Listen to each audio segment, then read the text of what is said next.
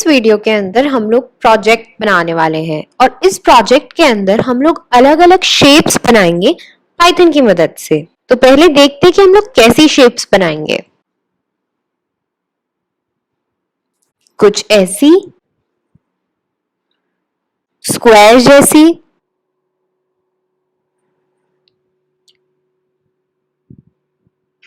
और कुछ ऐसी। पर उससे पहले कि हम लोग ये शेप्स बनाएं, हमारे लिए ये जानना जरूरी है कि मॉड्यूल्स क्या होते हैं। तो मॉड्यूल्स बेसिकली एक पाइथन प्रोग्राम होता है और ये पाइथन प्रोग्राम एक ऐसा प्रोग्राम होता है जो कि हम लोग दूसरे पाइथन प्रोग्राम्स के अंदर यूज कर सकते हैं। अब भला हम ऐसी चीज क्यों यूज करते हैं? हम इसलिए यूज करते हैं ताकि हमारा जो प्रोग्राम हो वो और जल्दी फिनिश हो सके। अगर आपको कोई भी टास्क परफॉर्म करना है अपने पाइथन प्रोग्राम के अंदर, पर उस टास्क को परफॉर्म करने के लिए आपको 20 लाइन कोड की एक्स्ट्रा लिखनी पड़ रही है, पर अगर वही 20 लाइन का कोड आपका किसी और पाइथन प्रोग्राम के अंदर प्रेजेंट है, तो आप क्या कर सकते हो, उस पाइथन प्रोग्राम को आप इंपोर्ट कर सकते हो एज अ मॉड्यूल और उस मॉड्यूल को फिर आप इस्तेमाल करके अपने पाइथन प्रोग्राम को और छोटा और अपनी कोडिंग को थोड़ा आसान बना सकते हो। मॉड्यूल्स के अंदर आपकी फंक्शंस होती हैं, क्लासेस होते हैं, ऑब्जेक्ट्स होते हैं। इन सब चीजों के बारे में आपको इतना चिंता करने की जरूरत नहीं है क्योंकि हमारे एडवांस्ड कोर्सेज के अंदर इन सब चीजों को समझाया जाएगा। अभी के लिए फंक्शंस सिर्फ और सिर्फ एक तरह से पाइथन प्रोग्राम होता है जिसकी मदद से हम कोई लाइन ऑफ कोड को एग्जीक्यूट कर सकते हैं। और मॉड्यूल्स क्या करते हैं? मॉड्यूल्स हमारा जो टास्क होता है उसको और आसान कर देते हैं। हमने जैसे अगर कोई भी मॉड्यूल को इंपोर्ट करा, हमें मॉड्यूल को इंपोर्ट करना पड़ता है, तो अगर हमने किसी भी मॉड्यूल को इंपोर्ट किया तो हमें उसके अंदर क्या कोड है उसको जानने की जरूरत नहीं है। बस इतना जानने की जरूरत है कि उस मॉड्यूल के अंदर क्या क्या फंक्शंस प्रेजेंट हैं, जिन चीजों का हम इस्तेमाल करके अपने कोड को, अपने प्रोग्राम को हम यूजफुल बना सकते हैं। तो हमें उसकी अंदर की वर्किंग कैसे हो रही है, क्या कोड लिखा है, क्या नहीं है, उसके बारे में जानने की इतनी जरूरत नहीं है। हमें बस इतना पता होना चाहिए कि उसके अंदर ऐसी कौन सी फंक्शनैलिटीज है या कौन सी ऐसी चीजें जो हमारे काम आ सकती है हमारे प्रोग्राम के अंदर। तो जब हमें शेप्स बनानी होंगी तो हम एक मॉड्यूल का इस्तेमाल करेंगे और उस मॉड्यूल का नाम है टर्टल मॉड्यूल। आगे चल के देखेंगे कि कैसे उसको इस्तेमाल करेंगे। एक और चीज है, क्लासेस और ऑब्जेक्ट्स का आपको एक थोड़ा सा इंट्रोडक्शन दूंगी इसी वीडियो के अंदर। तो चलिए ये हम एक एग्जाम्पल से समझते हैं। हमें पता है कि सर्कल क्या होते हैं। सर्कल एक शेप होती है जिसका एक रेडियस होता है और सर्कल की इनफाइनाइट साइड्स होती हैं। अब क्या ये एक सर्कल है? हाँ, ये एक रेड कलर का बड़ा सा सर्कल है। ध्यान रखिएगा, रेड कलर का बड़ा सा सर्कल। ठीक है, आप थोड़ी देर में समझेंगे कि इन वर्ड्स पे इतना ध्यान मैं क्यों दे रही हूं। क्या ये एक सर्कल है? हाँ, ये एक थोड़ा सा छोटा सर्कल है और ये ब्लैक कलर का सर्कल है। ये क्या रेड कलर के सर्कल से मिलता जुलता है? हाँ, क्योंकि सर्कल है। पर क्या ये एग्जैक्टली वैसा ही एकदम बिल्कुल सेम है? ये नहीं, पर दोनों हैं सर्कल ही। ऐसे ही ये भी एक सर्कल है। ये ब्लू और रेड कलर के मिक्सचर से बना हुआ है हल्का सा, और इसका साइज भी अलग है। अब ये हम मानेंगे कि ये रेड वाले सर्कल और ब्लैक वाले सर्कल जैसा नहीं है, पर ये अभी भी एक सर्कल ही है। ऐसे ही ये वाला भी एक सर्कल है। अब इसके अंदर कोई कलर नहीं है, व्हाइट कलर का है। ये कह सकते हैं ट्रांसपेरेंट है। इसकी बस एक ब्लैक कलर की बाउंड्री है, पर अभी भी एक सर्कल है। तीनों जो सर्कल है इनके जैसा नहीं है, पर एक सर्कल है। तो इसी एग्जाम्पल के अंदर हमने ये समझ लिया कि क्लास और ऑब्जेक्ट क्या होता है। अब मैं बताती हूँ कि क्लास और ऑब्जेक्ट क्या होता है। क्लास अगर आप वर्ड समझो तो हम लोग बोलते हैं ना कि class 7th A, class 8th B, class 10th A बोलते हैं। तो हम लोग क्लास से मतलब ये होता है कि एक ग्रुप, एक बड़ा ग्रुप जो कि सिमिलर टाइप की चीजों को रिप्रेजेंट करता हो। जैसे आपकी क्लास 10th A है तो वो उन स्टूडेंट्स को रिप्रेजेंट करती है, उन ग्रुप ऑफ स्टूडेंट्स को रिप्रेजेंट करती है जो कि 10th ए के अंदर है या जो सेक्शन ए के अंदर है ना। तो ये हुई हमारी क्लास, और ऑब्जेक्ट्स हुए उस क्लास के अंदर जो चीजें बन रही हैं अलग अलग, वो हुए आपके ऑब्जेक्ट्स। तो क्लास के एग्जाम्पल के अंदर जो आपकी क्लास 10th ए, 9th बी, 7th ए, ये सारी हैं, तो क्लास आपकी 9th ए, 9th बी हुई, और ऑब्जेक्ट उस क्लास का कोई भी एक स्टूडेंट हुआ या सारे स्टूडेंट हुआ, ऑब्जेक्ट्स हुए। वैसे ही यहाँ पे सर्कल हमारी क्लास हुई और सर्कल क्लास के ये 4 ऑब्जेक्ट्स हुए। तो ये एक सर्कल क्लास का ऑब्जेक्ट है, ये रेड वाला सर्कल एक सर्कल क्लास का ऑब्जेक्ट है, ये एक सर्कल क्लास का ऑब्जेक्ट है, और ये भी एक सर्कल क्लास का ऑब्जेक्ट है। आशा करती हूँ आपको समझ में आया हो। अगर नहीं आया है तो आप रिवाइंड करके देखिए, आपको बहुत अच्छे से समझ में आएगा। उसके बाद भी अगर आपको कोई डाउट्स है तो आप कमेंट सेक्शन के अंदर लिख सकते हैं, मैं आपके डाउट्स को जल्द से जल्द सॉल्व करने की कोशिश करूंगी। तो भाई अब हम लोग रेडी हैं अपने शेप्स बनाने के लिए, तो फिर देरी किस बात की, चलिए शुरू करते हैं। आइडियली खोलते हैं और लग जाते हैं। तो ये हमारा आइडियली खुल गया है। आइडियली खोलने के बाद हम नई फाइल बनाएंगे और इसको यहाँ पे, फाइल को यहाँ पे कर देते हैं और आइडियली को थोड़ा सा इधर कर देते हैं। चलिए, अब जैसा मैंने आपको बताया था हमें एक मॉड्यूल को इंपोर्ट करना होगा, तो हम लोग टर्टल मॉड्यूल को इंपोर्ट करेंगे। टर्टल मॉड्यूल को इंपोर्ट करने का काम ये है कि जो हमने ड्राइंग बनाई थी तो उसके अंदर आपको एक छोटा सा एरो दिख रहा होगा, उस छोटे से एरो को हम टर्टल कहते हैं, और उस टर्टल की मदद से ही, उस टर्टल को मूव कराने की मदद से ही हम वो शेप्स को ड्रॉ कर पा रहे थे। अब टर्टल मॉड्यूल के अंदर एक क्लास होती है टर्टल। अब जो टर्टल मॉड्यूल और टर्टल क्लास, उसमें बहुत बड़ा फर्क है। जो टर्टल मॉड्यूल है वो स्मॉल टी से शुरू होती है और टर्टल क्लास जो है वो कैपिटल टी से शुरू होती है।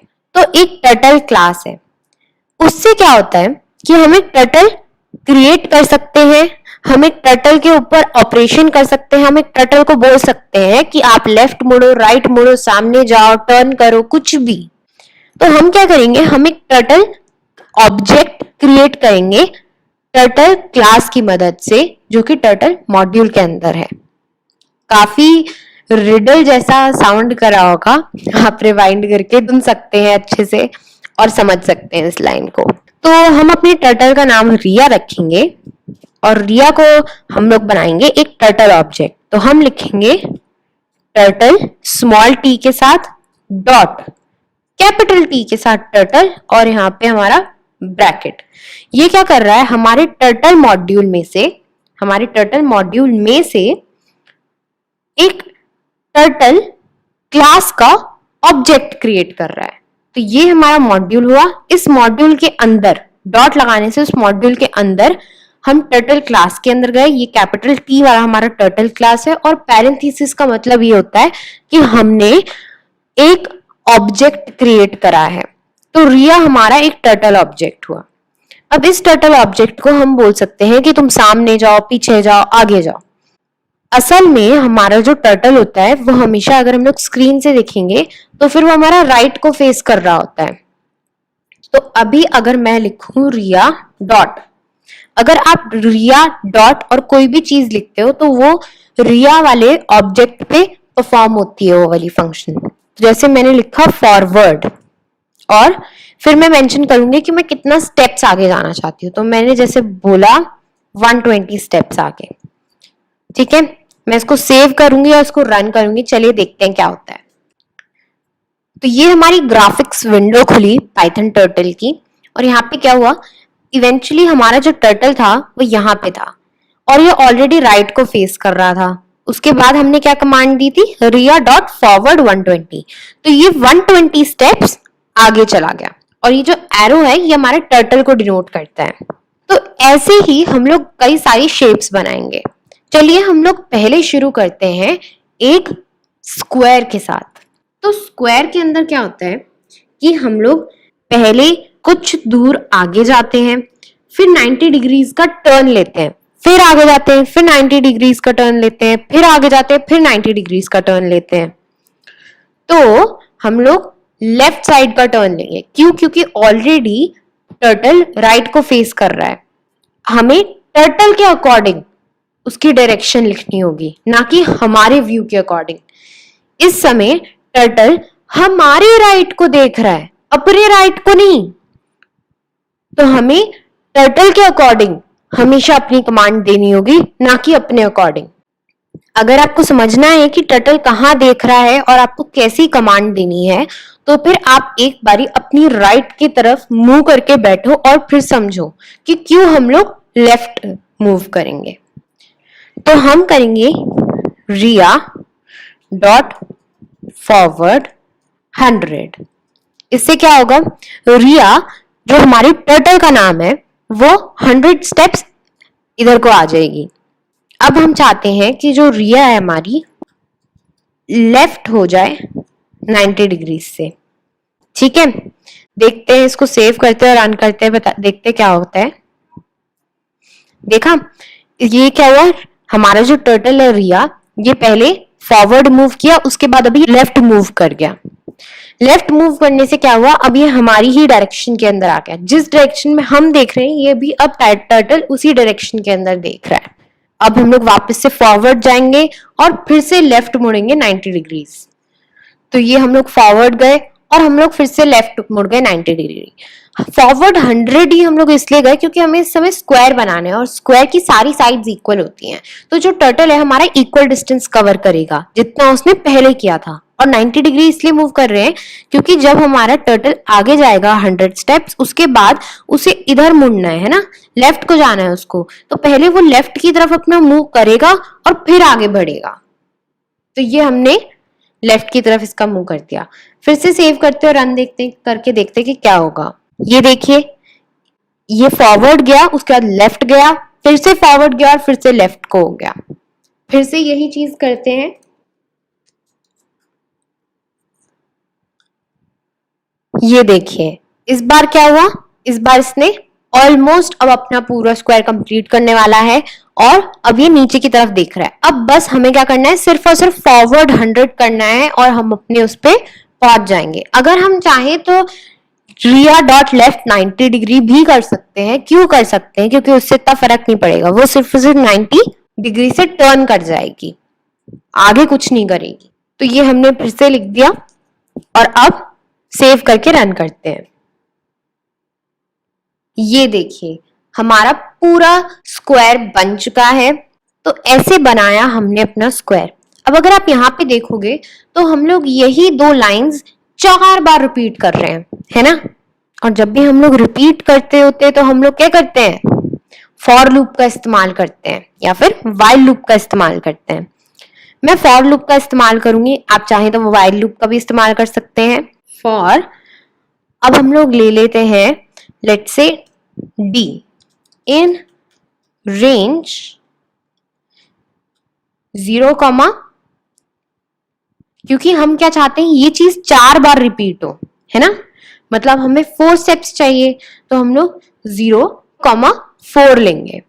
क्यों लेंगे हम 0,4? क्योंकि एक बारी 0 के लिए ये वाला, फिर एक बारी 1 के लिए, फिर एक बारी 2 के लिए और फिर एक बारी 3 के लिए। अगर आपको याद हो, रेंज फंक्शन के अंदर हम लोग जो बाद में नंबर आता है उसको इंक्लूड नहीं करते हैं। अगर आपको ये नहीं समझ में आ रहा हो तो फिर आप फॉर लूप की वीडियोस देख सकते हैं, आप वाइल लूप की वीडियोस देख सकते हैं। आई वुड सजेस्ट आप पहले ट्यूटोरियल की वीडियो देखकर आए सारी कोर्स की, और उसके बाद फिर ये प्रोजेक्ट करें तो आपको और भी ज्यादा मजा आएगा और आपको और भी ज्यादा समझ आएगा। ये हमने अपना कोलन लगा दिया। अब अगर आपको एक चीज ध्यान हो तो हम लोग यहाँ पे क्या करते थे, हमारी यहाँ पे स्पेसिंग आती थी। तो स्पेसिंग देने के लिए हम लोग इसको सिलेक्ट करेंगे और टैब पे प्रेस कर देंगे, तो फिर हमारी स्पेस भी करेक्टली आ जाएगी। अब हम लोग चाहते हैं कि ये सिर्फ ये 2 लाइन 4 बार रिपीट हो, है ना। ये वाली भी अगर बार बार रिपीट होंगी तो गड़बड़ हो जाएगी ना, तो हम इसको डिलीट कर देंगे। ये हमने कर दिया इसको डिलीट। अब इसको सेव करेंगे और इसको रन करेंगे और देखते हैं कि एग्जैक्टली सेम रन होता है कि नहीं। ये देखिए, ये एग्जैक्टली सेम रन हुआ। क्यों? क्योंकि हमने 4 बार सेम ही चीज रिपीट करी। ऐसे ही अगर हमें सर्कल बनाना है तो हम लोग क्या कर सकते हैं कि हम लोग अपना एंगल, जिस एंगल से हम लोग टर्न कर रहे हैं और जो हम लोग स्टेप कर रहे हैं उसको कम कर सकते हैं, साथ साथ जो हमारी रेंज होगी उसको ज्यादा कर देंगे। तो लेट्स से मैं अपनी रेंज 50 रख देती हूँ, फॉरवर्ड लेट्स से मैं 1 कर देती हूँ और एंगल में 3 कर देती हूँ। मैं श्योर नहीं हूँ कि फुल सर्कल बनेगा कि नहीं, पर हम लोग देख सकते हैं। ये मैंने सेव करा और F5 दबाया रन करने के लिए। सी ये काफी स्लोली, ओके ये आधा सर्कल बना है, इसका मतलब हमें इसकी रेंज थोड़ी सी बढ़ानी पड़ेगी। हमने रेंज इसलिए बढ़ाई ताकि ये वाला जो फंक्शन है ना ये थोड़ा और रन होए, जैसे वो और रन होएगा ना तो वो थोड़ा और पोर्शन बनाएगा। 50 के बजाय हमें 150 रख लेना चाहिए, थोड़ा सा एक्स्ट्रा बन जाएगा तो कोई दिक्कत नहीं है। देखते हैं, ये देखिए क्या स्मूथली ये जा रहा है, हो गया है ना। ये एक छोटा सा सर्कल बन गया। अगर आप थोड़े सर्कल को बड़ा बनाना चाहते हैं तो फिर आप यहाँ पे एंगल को थोड़ा सा कम कर दीजिए और जो हमारा फॉरवर्ड जितना स्टेप हम लोग हो रहे हैं उसको थोड़ा सा बढ़ा दीजिए। सेव किया, रन किया, तो ये देखिए ये थोड़ा सा बड़ा सर्कल तैयार हो गया हमारे लिए। ये देखिए, तो ये एक बड़ा सर्कल तैयार हो गया। तो ऐसे हम लोग एक सर्कल बना सकते हैं। अब अगर हम चाहते हैं कि हम पेंटागन बनाएं, तो पेंटागन के अंदर 5 साइड्स होती हैं, तो यहाँ पे हम लोग 5 लिखेंगे। अब हम लोग पेंटागन ऐसा बनाना चाहते हैं जिसकी जो साइड्स हो उनकी लेंथ 50 हो, ठीक है। पेंटागन के अंदर हर एक एंगल 72 डिग्री का होता है। तो इसको हम लोग सेव करेंगे और F5 दबाएंगे। ये देखिए ये एक पेंटागन बन गया। तो ऐसे करके हम लोग कई सारी शेप्स बना सकते हैं। तो मेरे यंग कोडर्स, आज की वीडियो के लिए बस इतना ही। टर्टल्स को जाके आप बहुत अच्छे से प्रैक्टिस करिएगा, ये बहुत सारी सीन्स बनाने के लिए काम आ सकता है। आप इसके साथ खूब खेल सकते हो, खूब सारी चीजें बना सकते हो, खूब सारी चीजें एक्सपेरिमेंट कर सकते हो। आप अपने फॉर लूप, वाइल लूप, हर एक तरह की चीज को आप इम्प्लीमेंट करके देख सकते हो। तो जरूर इसको ट्राई करिएगा और जरूर अपने दोस्तों को दिखाइएगा, उनके साथ शेयर करिएगा ये सब कुछ चीजें। Thanks for watching and I will see you in the next video. Bye bye.